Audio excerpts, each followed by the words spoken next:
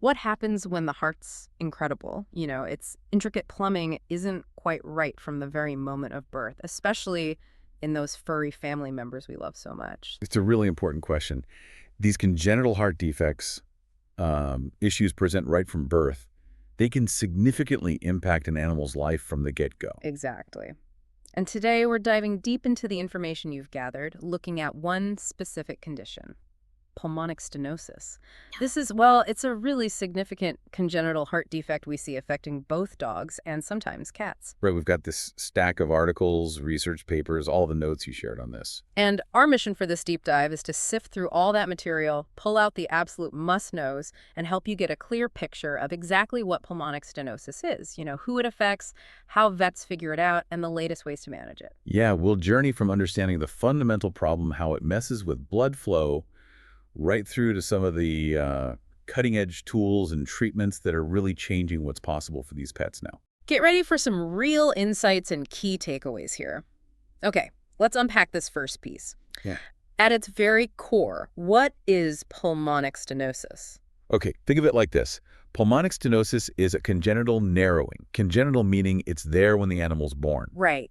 And this narrowing happens in a really crucial pathway, the right ventricular outflow tract. It's basically the channel blood takes, leaving the right side of the heart on its way to the lungs. So it's kind of like a bottleneck right before the blood makes that essential trip to pick up oxygen? Precisely. It creates an obstruction, a blockage. It specifically limits the flow of blood from the right ventricle, that's the main pumping chamber on the right side, into the pulmonary artery, which is the big vessel carrying blood to the lungs. Okay. And is this bottleneck always in the exact same spot? Not always, no. Most commonly, it's valvular. That means the narrowing is right at the pulmonic valve itself. Often the valve leaflets are kind of fused or thickened from birth. Right. But it can also be subvalvular, occurring just below the valve, or less often, supravalvular, just above it in the pulmonary artery. I remember seeing something about a double-chambered right ventricle in the material. Is that something different? That's an interesting one, yeah. It's actually a form of subvalvular stenosis. Ah. In that case, you've got this band, like a muscular or fibromuscular band of tissue, that essentially divides the right ventricle into two compartments.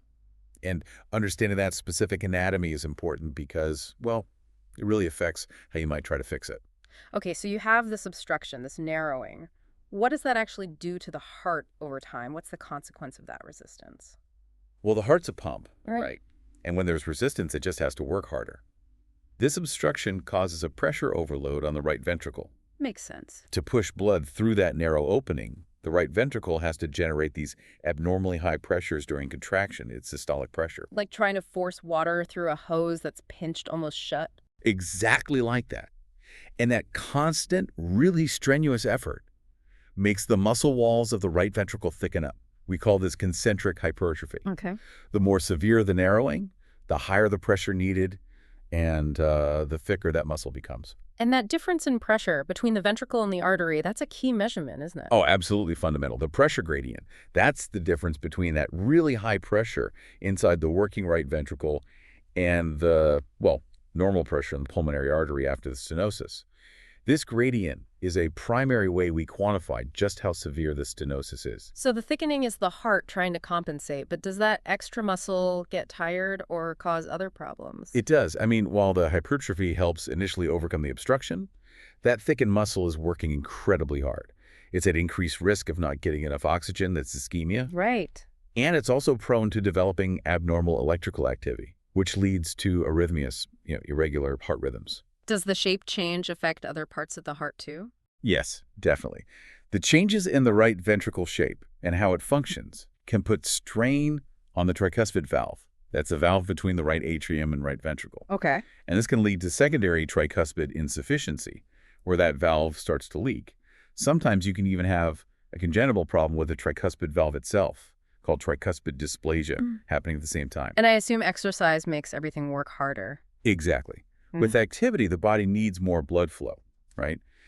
The right ventricle with significant stenosis might really struggle to increase the amount of blood it pumps out. With each beat, that's its stroke volume enough to meet that demand. So how does all this eventually lead to heart failure? Well, if that tricuspid valve becomes very leaky or if the right ventricular muscle itself just starts to fail under the chronic strain, Mm. pressure builds up backward. This causes high pressures in the right atrium, and eventually it backs up into the veins, returning blood to the heart. This is what we call right-sided congestive heart failure, or RCHF. And RCHF has specific signs we'd actually see. Yes, commonly it shows up as venous congestion. The sources really highlight a site that's fluid buildup in the abdomen, causing noticeable swelling. You might see other signs of fluid buildup too. You mentioned concurrent defects. What if there's like a hole between the upper chambers? Does that change things? It can, yeah. If there's a concurrent atrial septal defect, a hole between the atria, or maybe a patent foramen oval, which is a normal opening in fetal life that sometimes doesn't close properly, Right. you can get shunting. With the high pressure in the right ventricle, some of that deoxygenated blood from the right side can actually get pushed across this opening into the left side and then out to the body, basically bypassing the lungs. And that is what could cause cyanosis, that bluish tinge we sometimes hear about. Precisely. Although, that's typically seen in more complex combinations of defects, like tetralogy of Fallot, which actually includes pulmonic stenosis as one of its components. So it sounds like there's a whole range of severity here. Mild cases aren't causing all this trouble then. That's a really key point.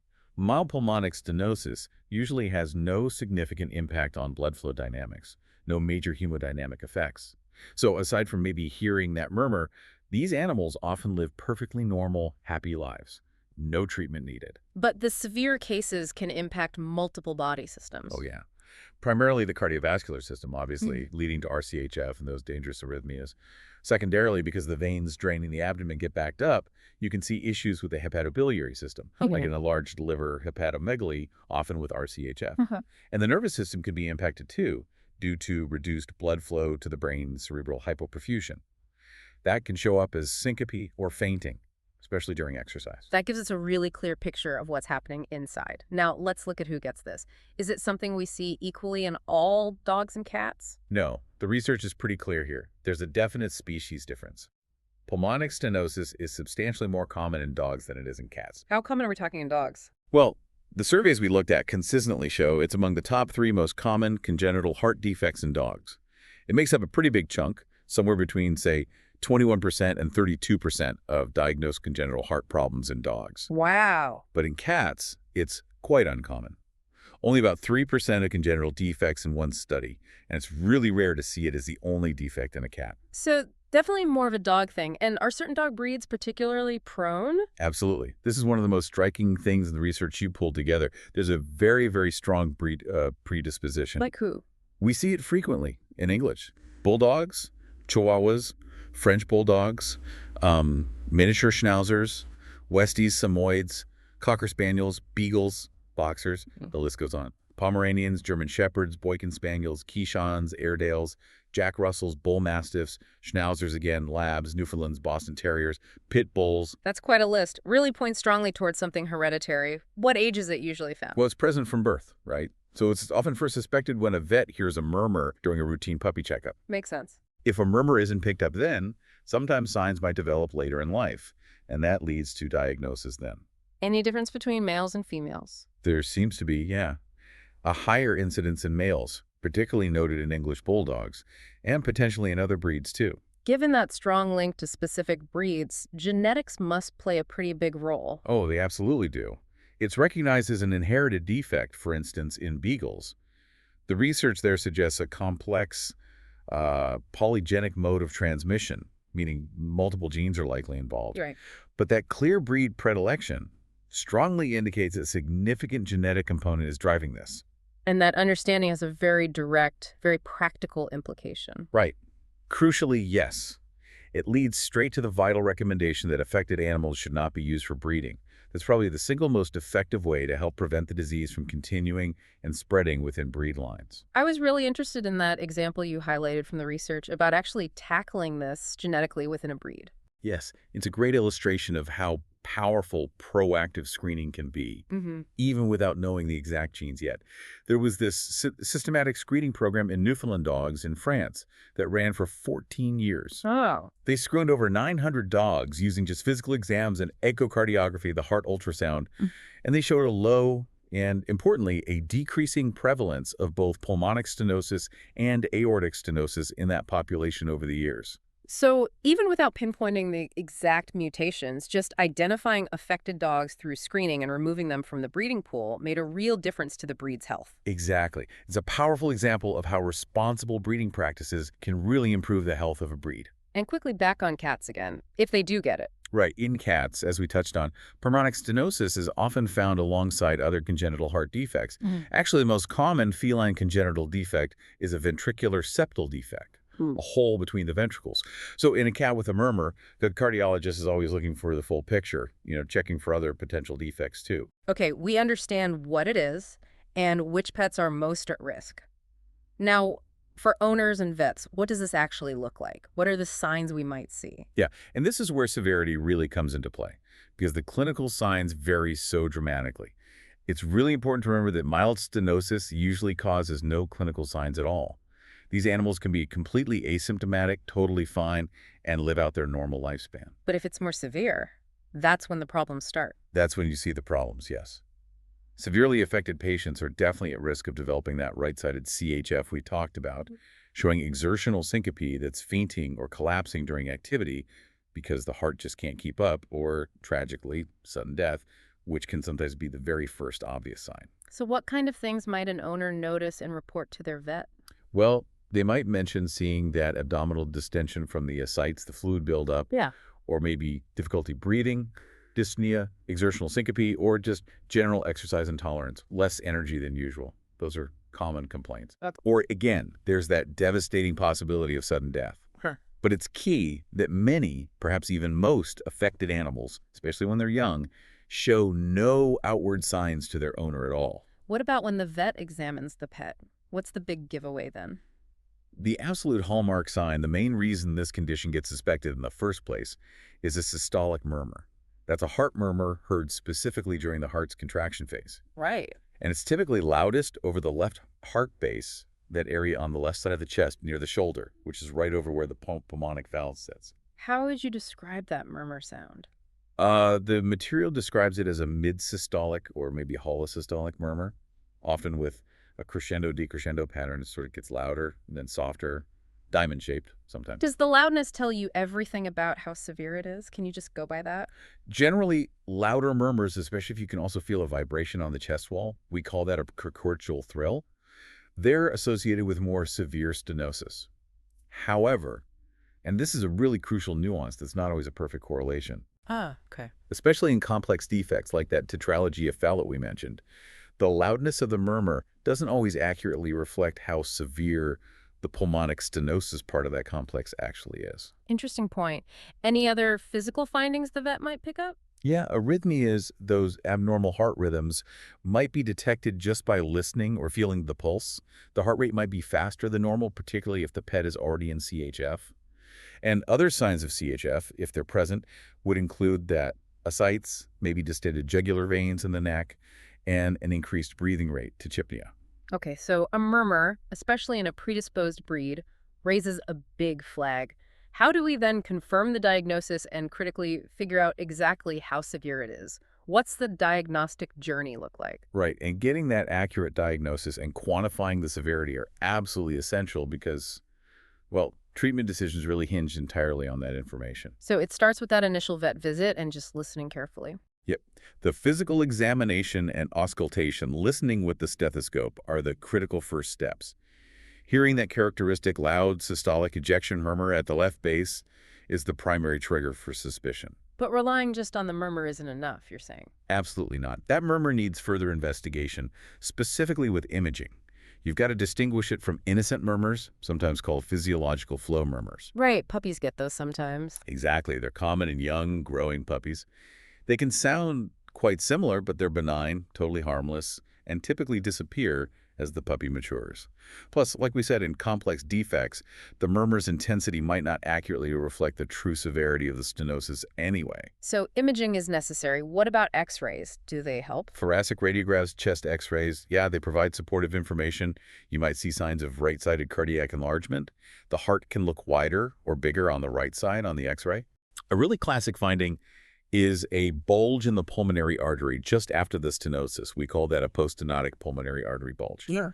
On a top-down view, the DV view, this often looks like a bulge sticking out at the 1 to 2 o'clock position on the heart silhouette. Interesting. The caudal vena cava, one of the big veins, might also look enlarged. And if the PET is in CHF, you might see evidence of fluid, like ascites or maybe fluid around the lungs, pleural effusion.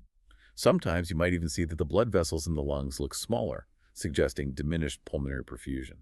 And an ECG, checking the heart's electrical activity. What does that tell us? Electrocardiography, or ECG, is definitely valuable.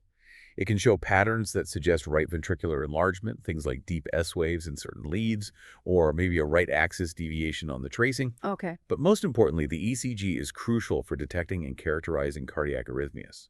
Remember that stressed right ventricle is prone to them.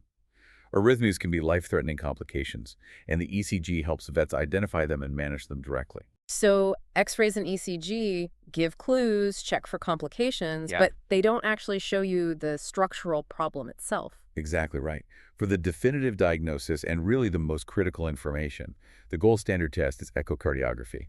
That's an ultrasound of the heart. Why is echo the go-to test here? Because it allows real-time dynamic visualization of the heart's anatomy and exactly how it's working. You can directly see the right ventricular hypertrophy, that thickened muscle. Wow. You can visualize the pulmonic valve itself and see if the leaflets are fused or thickened or moving abnormally. Often they sort of dome into the pulmonary artery during contraction instead of opening fully. You can sometimes see those discrete areas of subvalvular or supravalvular narrowing. You can confirm that poststenotic dilation, the bulge in the pulmonary artery.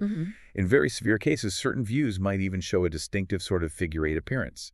Now, it can be a bit more challenging to perfectly image that double-chambered right ventricle variant with standard echo, but you can often see the localized thickening, the hypertrophy in that area.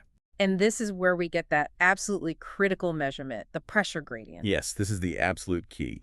Using Doppler echocardiography, which measures blood flow, you can measure the speed, the flow velocity of that jet of blood squirting through the narrow opening. Right. Then, you apply a simple formula called the modified Bernoulli equation, which is basically 4 times the peak velocity squared, and that lets you calculate the pressure gradient across the stenosis. That pressure gradient is the primary parameter used worldwide to assess the severity of the pulmonic stenosis and guide treatment decisions. So echo doesn't just tell you if it's there, but exactly how bad it is. That's huge. Precisely. And color flow Doppler, another part of the echo, can also clearly show if there's that concurrent tricuspid regurgitation, that leaky valve on the right side we mentioned earlier. The material also mentions some more advanced imaging techniques. When would those be needed? Yeah, for more complex cases, or specifically for planning before surgery or intervention, techniques like angiography can be used. Selective cardiac angiography involves injecting dye directly into the heart chambers or vessels and taking rapid X-rays. This helps map out the precise morphologic abnormalities, the exact shape and structure of the problem, before an intervention. It's useful for really seeing dysplastic valves or that infundibular hypertrophy below the valve. And this is where it gets really critical. It's especially highlighted for identifying anomalous coronary arteries. These are abnormal coronary blood vessels that might be present, particularly in breeds like English bulldogs and boxers. Why is that so important? Because finding those is absolutely vital. The presence and location of these abnormal vessels can completely change which treatment options are safe or even possible at all. Wow, okay. And CT angiography? CT angiography is generally considered the best technique for clearly delineating those coronary artery anomalies, provided the scanner resolution is good enough and the images are timed correctly with the heart's rhythm, what we call ECG gating. Got it. So the diagnostic path really goes from physical exam, maybe X-rays, ECG for supporting info and complications, then definitely echo for the definitive diagnosis and severity assessment, and potentially advanced imaging like angio or CT for complex cases or crucial pre-procedure planning. And all along, vets are ruling out other possibilities. Absolutely. The vet's always considering other things that could cause a similar murmur, right? Innocent murmurs in puppies, other congenital defects like aortic stenosis, AS, ventricular septal defect, VSD, that tetralogy of Fallot, TAF, patent ductus arteriosus, PDA, or maybe tricuspid dysplasia. Right.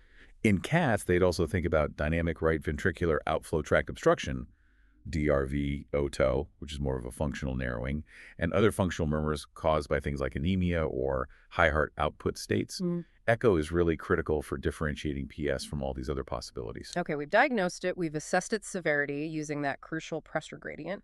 What are the options now? How is this condition treated and managed? Right. The approach is entirely tailored to the severity that we determined with the echo. The goal is always to relieve the obstruction if possible, reduce that strain on the right ventricle, and prevent or manage those potential complications like arrhythmias or heart failure. And treatment decisions are really based on that pressure gradient number. Yes, that number is the primary guide. The sources typically classify severity based on the peak pressure gradient, the PG. Normal is usually considered less than 30 mmHg. Mild is in the range of 30 to 50 mmHg. These are usually asymptomatic, typically require no specific treatment, and are expected to have a normal lifespan. Just monitor them. Moderate is around 50 to 80 mmHg. For these, you start weighing other factors. Are there any clinical signs starting? How severe is the RV hypertrophy on echo? What's the pet's overall health like? And severe is generally over 80 mmHg. Intervention is usually strongly recommended for severe cases because the risk of developing signs, heart failure, or even sudden death is significantly higher. Is there medicine that can actually fix the narrowing itself? Unfortunately, no. Medical management is primarily supportive. It's essential for managing symptoms and complications, but it doesn't correct the underlying physical anatomical defect. So what kind of medications are typically used then? Well, beta blockers, like atenolol, are very commonly prescribed. They work by slowing the heart rate and reducing the amount of oxygen the heart muscle needs, which really helps that overworked right ventricle. Okay. They are also really important for helping to control arrhythmias, those irregular heartbeats. They might be used alone, especially in milder, moderate cases, or very often in conjunction with an intervention. Anything important about using them? Yeah, a key point is they should be introduced gradually and never stopped abruptly. They can even be started before a procedure to help stabilize things. And if a pet develops CHF symptoms, like that fluid buildup, the ascites? Right. If signs of right-sided CHF appear, then we treat those specifically with medications aimed at managing fluid retention. Things like diuretics furosemide, maybe spironolactone. Other heart medications like ACE inhibitors and pimobendin might also be added.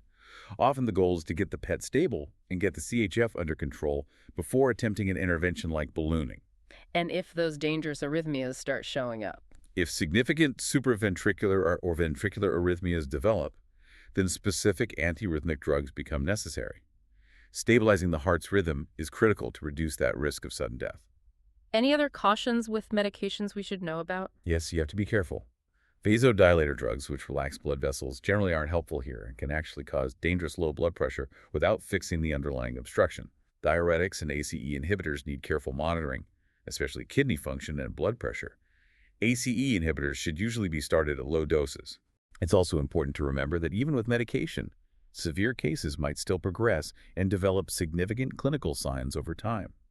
Medicine helps, but it doesn't fix the pipe. So if medications are supportive, what's the main way to actually address that anatomical narrowing, fix the pipe, so to speak? That's where we turn to the primary interventional procedure. Balloon valvuloplasty, or BVP. This is really the preferred, minimally invasive option for moderate to severe valvular pulmonic stenosis. Keyword there is valvular. Tell me about how that works. It sounds less intense than surgery. Oh, much less invasive. It's a catheter-based procedure. So a thin tube, a catheter, is inserted into a vein, often the jugular vein in the neck or maybe a leg vein, and it's carefully guided through the blood vessels into the heart and positioned right across the stenotic pulmonic valve. Once it's positioned precisely across the narrowest point, a balloon at the tip of the catheter is rapidly inflated.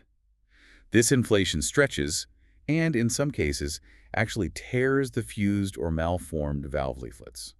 This makes the opening wider, allowing better blood flow out to the lungs.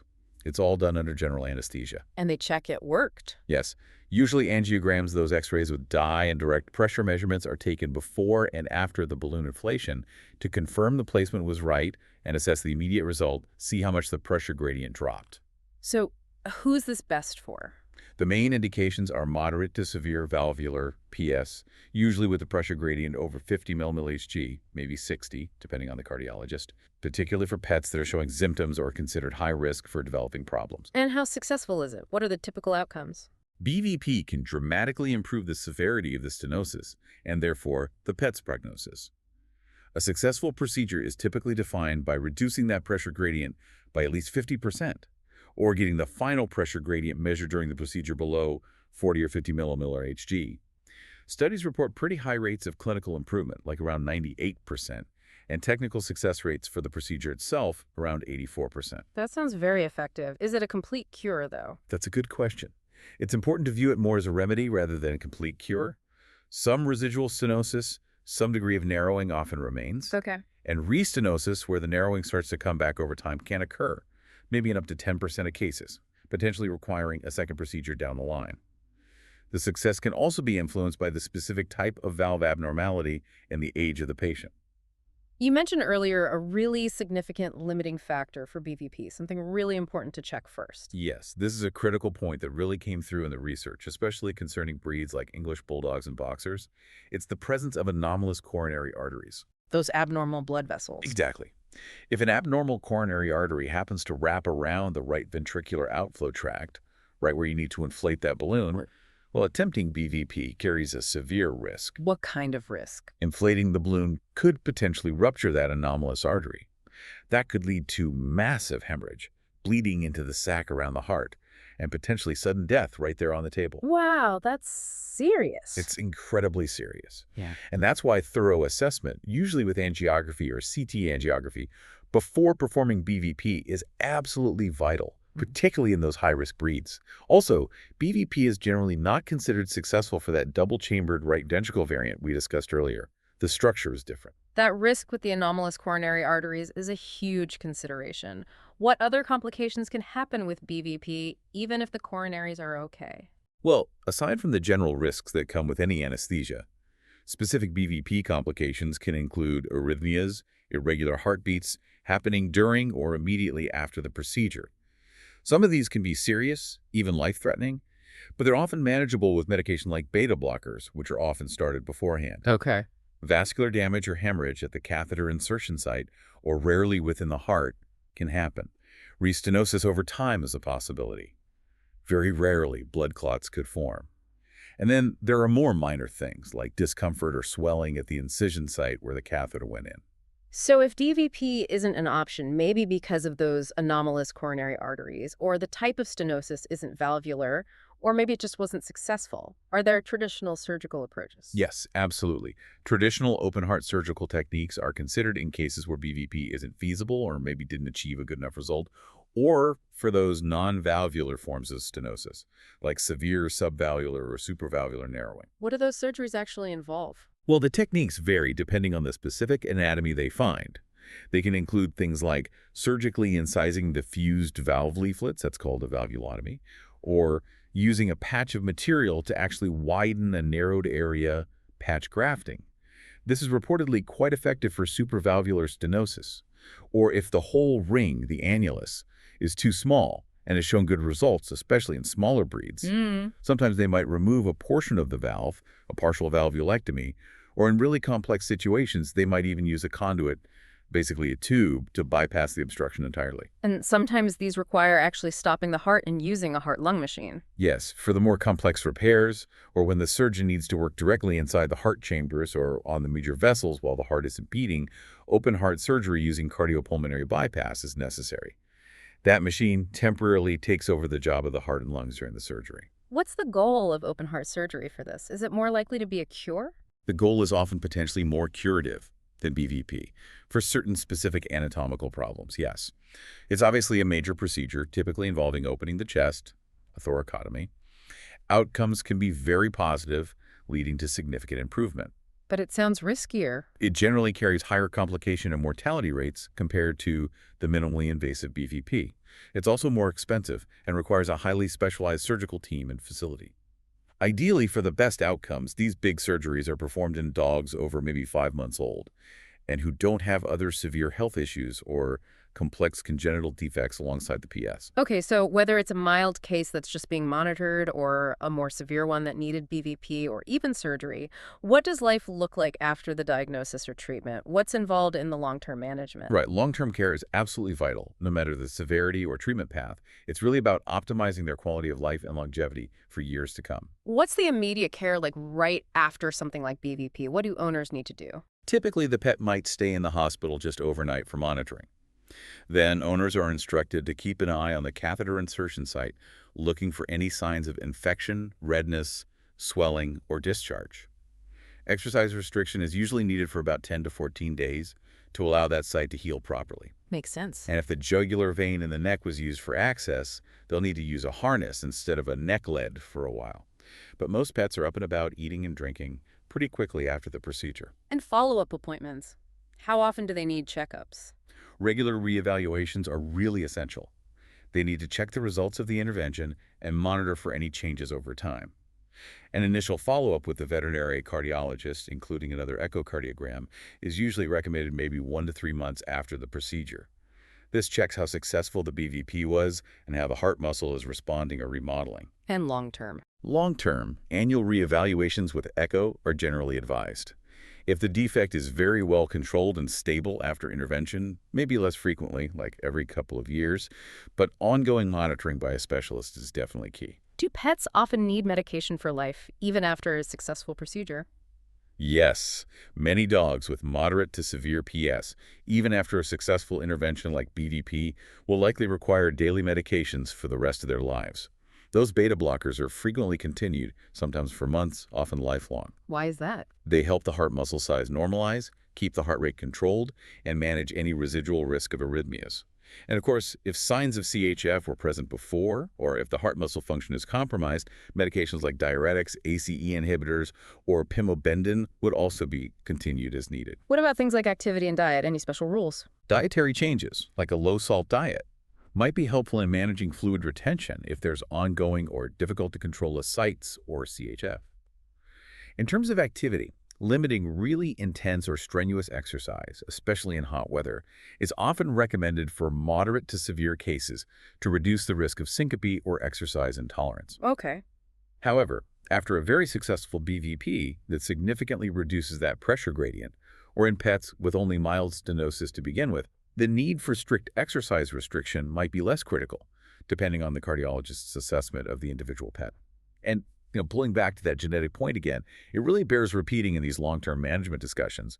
Strongly advise against breeding any animal that's affected due to the clear hereditary nature of the condition. It sounds like a challenging condition for sure, but one where we have increasingly sophisticated ways to diagnose and manage it. Looking ahead, what's on the horizon? Are there recent advancements that are changing the landscape for PS? Absolutely. The field of veterinary cardiology is advancing really rapidly. We're seeing exciting developments on both the diagnostic side and the therapeutic side. Tell me about some of the novel diagnostic technologies coming through. Well, beyond the standard 2D echo, techniques like 3D echocardiography and cardiac MRI are becoming more accessible in specialty practices.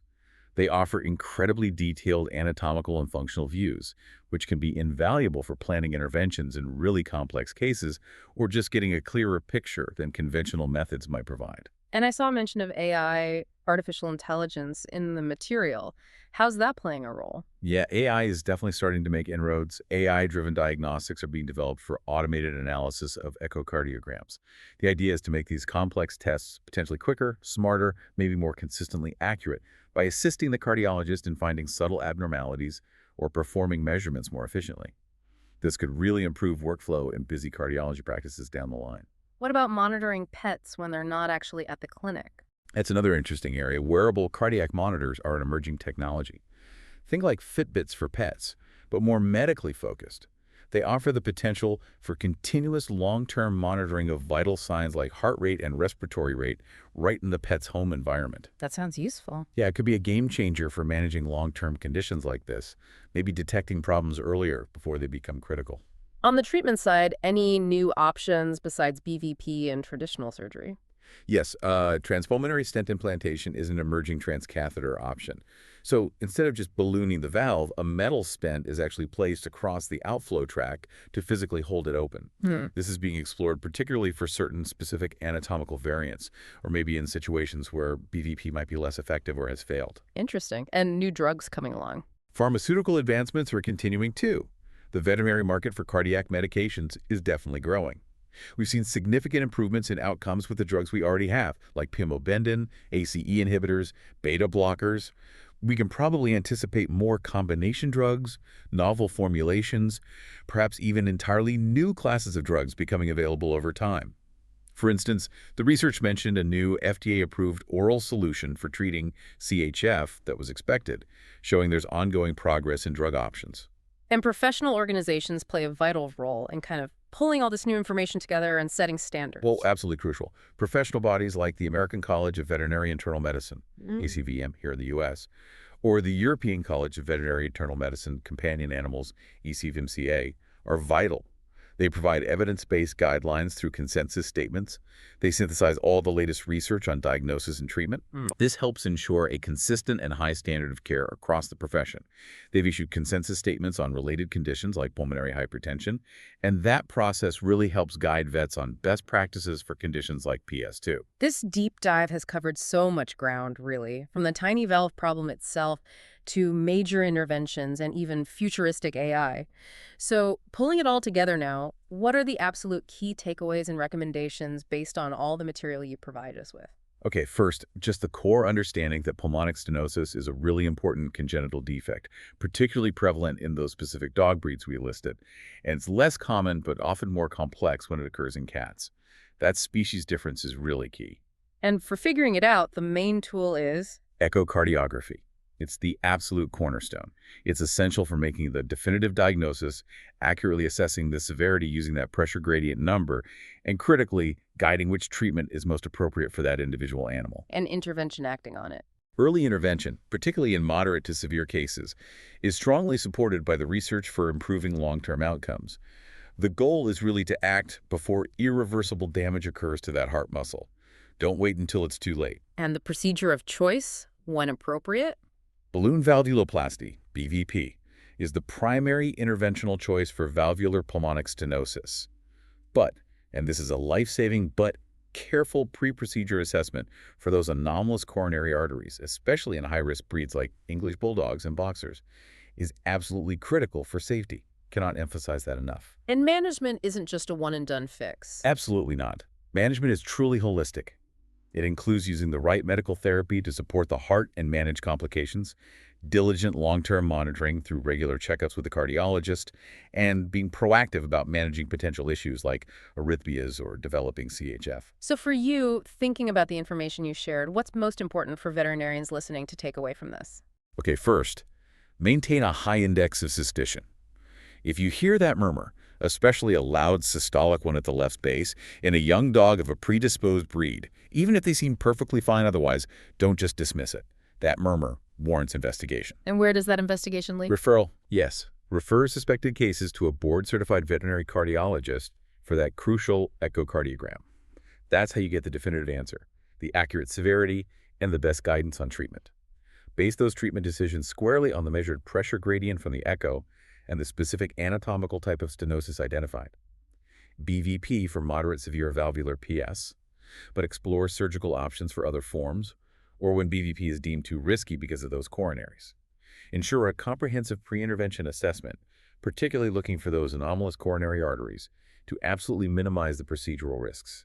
Be vigilant for complications both during procedures and long-term things like arrhythmias or CHF, and manage them promptly. And critically, educate owners.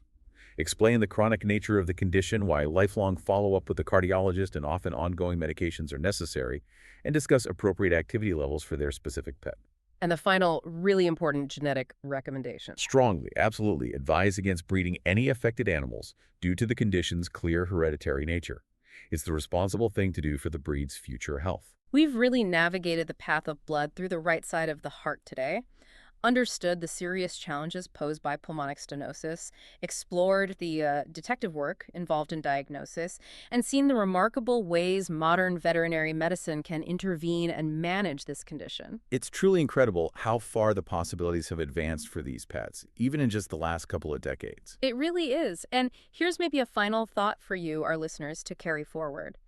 Consider how rapidly these advancements in technology, from AI helping analyze images to new generations of medications to increasingly sophisticated minimally invasive procedures like BVP and stents, how they're fundamentally reshaping what's possible for pets diagnosed with complex congenital conditions like this one. How will these tools continue to transform the future of veterinary cardiology in the years to come? It's a constantly evolving frontier, that's for sure. Exciting times, but lots to keep up with. Thank you so much for joining us for this deep dive into pulmonic stenosis.